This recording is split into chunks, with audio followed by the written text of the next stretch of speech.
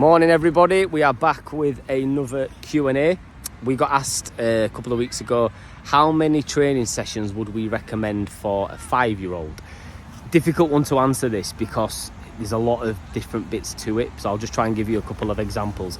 First thing to say is if you've got a young player, 5-year-old or whatever, that loves football, obsessed with it, really passionate about it and just wants to play all the time, then there's nothing wrong with 2, 3, 4 sessions a week.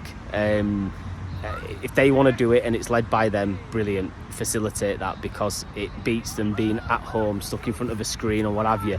Got to balance it with a bit of being, kid time and downtime, but if you're not having to drag them to football and they really want to go, then fantastic. As I say, it beats them being lazy, sat in front of a screen and whatever. Get them out, get them some fresh air.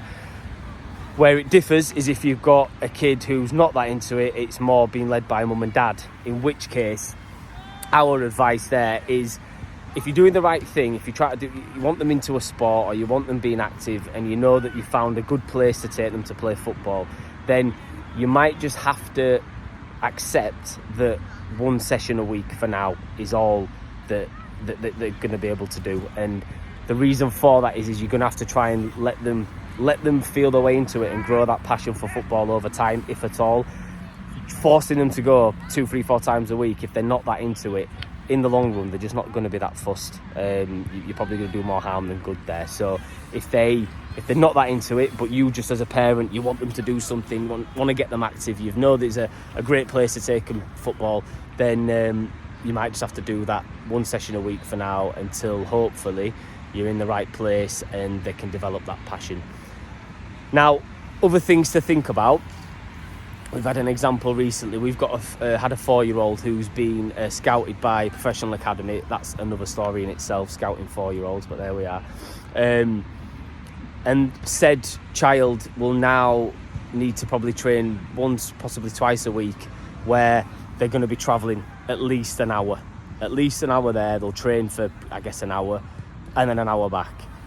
So when I'm saying if they want to train and want to play 3, 4, 5 times a week, examples like that are where it might need to change, because the load on that child as a 4, 5, 6-year-old, wherever it might be, for me, it's probably going to be too much. Getting them, being in a car for 2 hours, training for an hour, compared to the kid who's maybe training 4 times a week, but he's travelling 15 minutes to training, 15 minutes back. He's home in time to have their tea and chill out a little bit before bedtime.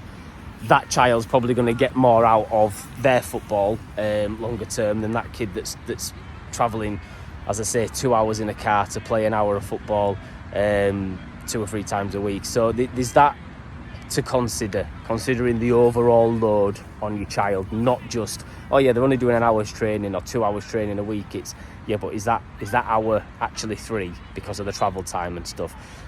They need time to do schoolwork, they need time to be a kid and chill out, have their downtime. So in those situations there, that might be where you just have to have a look at it and assess it and think, yeah, is it the best thing? The coaching might be amazing, they might be playing against brilliant kids and what have you, but actually, would it be better me putting them somewhere closer with decent coaching, decent kids, where they probably get just as much out of it, but they're not getting overloaded with travel time and all that sort of stuff.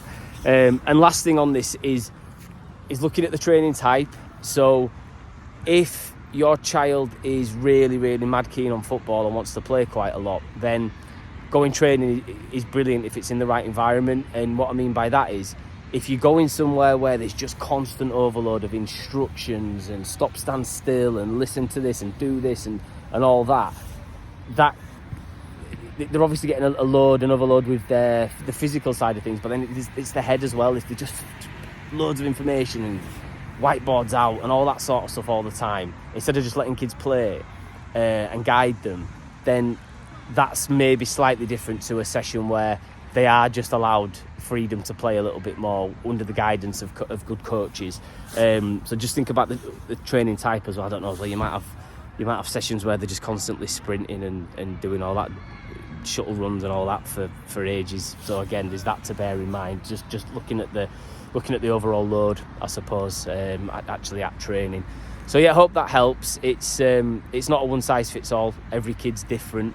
But hopefully I've given you a few examples there of what you can do depending on the needs of your child. The last thing I'd say on this is the power of the park is massive. So if you are able to get your child out once, twice a week and just go have a kick around with them for half an hour at the park, that is so powerful. People underestimate that. It's not always easy in England because dark nights are coming shortly. The weather's not great. We as parents, we're busy, so it's not always doable. But you'd be surprised if you've got a young kid and you can maybe taking them to some training sessions 2 times a week or whatever, and you can get out for an hour every now and again with them at the park. Really powerful. Really, really powerful. But good bonding time and all that as well. But it's better than you think for development as well. So hope all that helps. Have a good weekend, and we'll be back next week.